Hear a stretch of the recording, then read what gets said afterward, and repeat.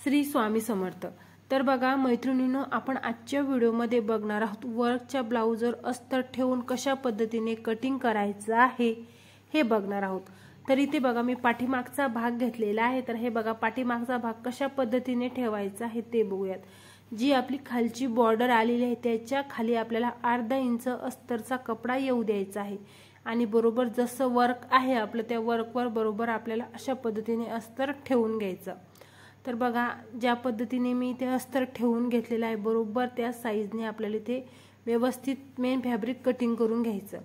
Main fabric हे बघा जेव्हा केव्हा तुमचं वर्कचं ब्लाउज येईल तर तेव्हा काय करायचं, मेन फॅब्रिक आर्महोल कटिंग करायचं नाही, आर्महोल तसंच ठेवून घ्यायचं। त्यानंतर बाही बघा बरोबर अशी आपलं जी डिझाईन आलेली आहे ते मधोमध सेंटर बघायचं आणि अशा पद्धतीने ठेवून घ्यायची आहे आणि दोन्ही सुद्धा बाह्या त्याच बरोबरीने कटिंग करून घ्यायची आहे। तर बघा आता पाठीमागचा भाग आपला कटिंग झालेला आहे, बाही झालेली आहे। आता फ्रंट भाग कसा कटिंग करायचा बघा ते बघूया।